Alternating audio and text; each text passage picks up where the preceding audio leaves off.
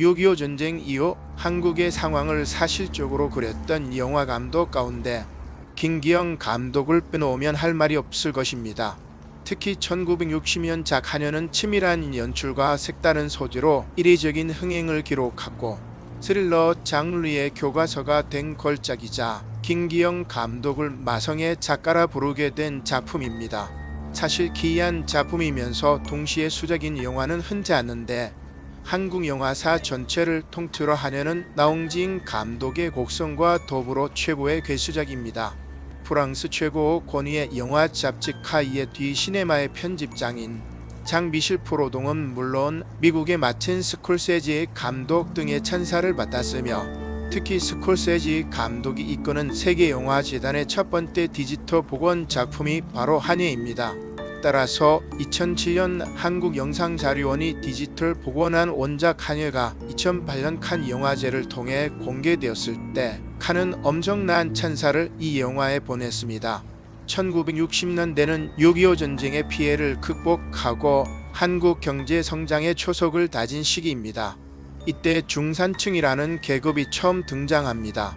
온건주의 국가인 조선시대는 반상의 신분제도 곧 지배층인 양반과 피지배층인 상민을 엄격히 구별내었던 신분제도가 있었습니다. 그러다 대한제국과 일제 36년의 식민지 생활 그리고 6.25 전쟁을 거치며 신분제는 어느 정도 무너졌습니다. 그러나 1960년대 경제성장기에 신분제가 다시 경제적 불평등을 통해 만들어지게 된 것입니다. 김기영 감독은 자신의 영화에 관해 이렇게 말합니다. 한여 시리즈의 시골 출신의 젊은 여자들이 나오는 건 60, 70년대 당시 한국에서 아주 흔한 모습이었기 때문이거든. 근대화 정책으로 여자들이 농촌을 버리고 도시로 와서 버스 안내양이나 한여로 일했지. 당시에는 곧잘 가정부가 있는 중산층 집 안에서 치정사건도 일어나곤 했기 때문에 그들이 사회 문제가 되기도 했어. 앞에서 말했던 것처럼 나는 주로 중산층 가정을 소재로 했기 때문에 만든 거야. 명보극장 사장에게 실제로 그런 일이 일어나기도 했고 영화의 첫 장면은 이렇습니다. 카메라가 비오는 집 밖에서 거실로 줌인해서 들어가면 신문을 보던 피아니스트인 가장 동식과 아내가 대화를 하는 장면을 보여줍니다. 남편은 아내에게 신문에 나온 한여와 바람을 핀 남자의 이야기를 전하고 아내는 바느질을 하다가 한여 따위에게 눈기를 주는 남자들의 심리를 이해할 수 없다 라고 말합니다. 남편은 우리 집도 한여에게 집안일을 맡기지 않느냐 라고 대꾸하지만 그 말로 인해 아내에게 혼이 납니다. 사실 남편 동식은 방직 공장에서 일을 마치고 힘든 노동을 한 대가로 여가 생활을 즐기려는 여직공들을 대상으로 노래와 피아노를 가르칩니다. 여직공들 사이의 모망입니다.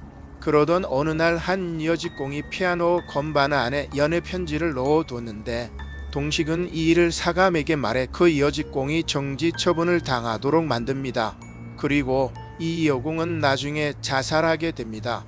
아무튼 집을 근사하게 리모델링한 지 얼마 되지 않아 손바느질로 맞벌이를 해온 임신한 아내의 수고를 덜어주고자 동식은 한여를 찾기로 결심합니다. 그리고 동식을 사모하던 여공 경희의 소개로 젊은 여인을 한여로 맞이합니다. 임신한 아내가 병약한 몸을 회복하고 요양을 하기 위해 친정집으로 간 몇 달 동안 동식을 유혹하고 임신을 합니다. 그러나 이 사실을 알게 된 아내는 남편이 한여와 동침하여 아이를 가진 것이 소문이 나서 일을 하는데 지장을 줄까 걱정하여 한여에게 아이를 유산시키라고 꼬드깁니다. 그리고 오갈 데 없는 한여는 먹여주고 재워주며 부족함 없이 해주겠다 라는 아내의 말을 믿고 계단에서 굴러떨어져 아이를 유산합니다. 그러나 막상 낳다가 되자 아내의 행동이 변합니다. 그리고 아내는 아이를 낳습니다. 동식이 아내 곁에 머무르며 살뜰히 보살피는 모습을 본 한여는 억울하고 분안하는 생각에 갓 낳은 아이를 죽이려고 하지만 실패합니다. 대신 물을 갖다 달라는 작은 아들 장순에게 쥐약을 탄 물을 갖다 줘 죽게 만듭니다. 사랑하는 아들이 죽었지만 아이를 낳느라 몸이 쇠약해질 대로 쇠약해진 아내는 경찰서로 한여를 끌고 가려는 남편을 말립니다. 왜냐하면 그렇게 되면 그간의 일들이 탄로나 남편이 더 이상 피아노를 가르칠 수 없기 때문입니다. 그러자 하녀는 이제 노골적으로 남편에게 이 여보라고 부르며 안주인 행세를 합니다. 아내도 하녀처럼 부려먹기 시작합니다. 하녀에게 식사를 올려다주는 굴욕도 참아내던 아내는 국의 쥐약을 타서 하녀를 독살하려 했지만 이를 눈치챈 하녀에게 들켜 실패합니다. 결국 하녀는 억울하고 분해서 동식의 완벽한 가정을 깨뜨리는데 집착을 합니다. 동식에게 자신과 함께 죽거나 아내와 자신이 함께 죽는 것 둘 중 하나를 선택하라고 합니다. 동식은 아내를 죽일 수 없어서 하녀와 함께 죽겠다고 합니다. 그리고 물에 쥐약을 타서 하녀와 함께 마시며 죽어갑니다. 이때 하녀는 사랑하는 사람 곁에 영원히 있을 수 있다는 생각으로 행복해합니다. 그러나 동식은 너 하라는 대로 다 했으니 마지막 순간은 아내의 곁에서 맞이하고 싶다 라고 말하며 하녀를 미쳐내고 계간을 내려옵니다. 하녀는 동식의 바지가랑이를 붙잡고 여보라고 부르며 광기 어린 집착을 보여줍니다. 영화의 가장 명장면이자 모주보드입니다. 계단의 머리를 쿵쿵 부딪히며 거꾸로 내려오는 하녀의 모습과 그녀의 절규는 많은 상징을 내포합니다. 아무튼 남편은 계단을 내려와 아내가 재봉틀을 돌리고 있는 안방으로 들어가 참회의 말을 합니다. 당신을 배반해 결국 모든 것을 잃고 말았다. 여기서 영화는 다시 첫 장면의 상황으로 돌아갑니다. 아내는 하녀와 바람난 남편의 이야기가 실린 신문을 보며 젊은 하녀를 들인 것은 봄의 입에 날고기라고 말합니다. 그러자 남편은 그 말에 크게 웃으며 남자는 나이가 들수록 젊은 여자를 두고 생각하는 시간이 많아진다 라고 말합니다. 그리고 고개를 돌려 윙크하며 관객들에게 이렇게 묻는 것으로 영화는 끝이 납니다. 당신들도 아니라고 말하지만 그렇지 않냐? 그럼 이 영화의 모주보드는 무엇일까요? 쥐약이 많이 나옵니다. 어쩌면 하녀는 그 집에 몰래 숨어들어 그 집안의 평화와 행복을 갉아먹는 쥐라는 뜻인가요? 부엌에 몰래 숨어들어 식량을 축내는 쥐의 운명이 한의와 쥐약으로 연결이 되기도 합니다. 혹은 피아노도 괜찮습니다. 저도 처음에는 피아노를 로즈보드로 하고 이 글을 썼을 정도니까요. 2층 방에서 들리는 피아노 소리와 1층 안방의 재봉틀 소리는 양가적 모주보드 곧 다른 사물이지만 동일하거나 정반대의 상징을 드러내는 모주보드를 상징합니다. 그러나 영화의 명장면에서 나왔듯이 계단을 이 영화의 모주보드로 보는 것이 더 좋을 듯합니다. 그리고 계단은 1층과 2층을 나누는 것이기도 하지만 계급 혹은 계층 사이라고 볼 수 있습니다. 재미있는 것은 1960년대 계층은 가족이 사는 1층과 하녀가 사는 2층으로 나누어집니다.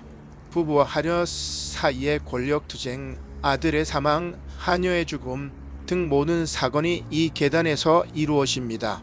이것은 1960년 당시 중산층과 하층 계급 사이의 격차가 그리 크지 않았음을 보여줍니다. 게다가 중산층이 취약했음도 보여줍니다. 그러나 인상수 감독의 리메이크작 2010년 한의에서는 주인공 남성은 글로벌 재벌 기업의 사장으로 궁전을 방불케 하는 대저택에 살고 하녀는 1층에서 원형 계단을 오르내리는 쥐인지 가족을 동경의 시선으로 바라볼 뿐입니다. 또한 무기력해서 반격을 시도할 수도 없습니다. 하녀는 원형 계단에서 굴러떨어져 아이를 잃고 항의의 표시로 집안의 샹들리에 목을 매달고 분신자살합니다. 계단은 격차의 상징이 되었습니다. 그러다가 봉준호 감독의 2019년 작 기생충에 이르면 아예 두 계층의 사람들이 고지대와 저지대로 나눠집니다. 언덕 위 대저택과 저지대의 허름한 반지하로 말입니다. 물론 기생충에도 대저택 내에 계단이 나오기는 합니다. 아무튼 이러한 계층의 계단은 시대가 지날수록 오르기 힘들어졌습니다. 계단 곧 위를 보는 사람들의 눈빛이 선망의 눈빛이 되었다가 증오의 눈빛으로 바뀌게 되면 하녀와 같은 비극이 생길 것입니다. 김기영 감독의 영화 하녀는 이처럼 1960년대 시대상을 리얼하게 반영했습니다. 시골에서 상경한 여성 노동자들의 욕망, 중산층 대열에 합류하고픈 동식과 같은 가장의 욕망과 도덕성의 기랑, 가정을 지키고자 하는 아내 등 근대화가 진행 중인 시대적 상황과 높은 도덕성을 요구했던 시대상을 반영하는 캐릭터들이 등장합니다.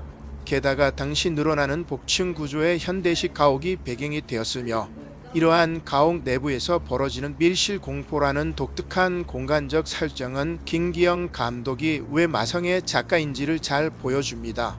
쓰고 나서 한 가지 찜찜한 것은 결론 부분에 시골에서 상경한 여성 노동자들의 욕망이라는 표현입니다. 다같이 배고파하던 60년대에 여공인 하녀라는 직업은 살기 위한 몸부림이었습니다. 영화의 하녀는 밥을 먹기 위해 하녀가 됐고 그러다 보니 갇힌 세상 안에서 순수한 사랑에 눈을 뜹니다. 여기서 르네 지라르의 모방의 욕망도 나오긴 합니다만 그리고 60년대의 여성들의 사랑은 한 번 바친 순정이 곧 목숨이었습니다. 따라서 돈의 문제를 떠나 첫 남자의 개첩이 돼서라도 머물려는 집착을 보여줍니다. 이러한 기본 전제가 없으면 영화를 깊이 읽어내지 못할 것입니다.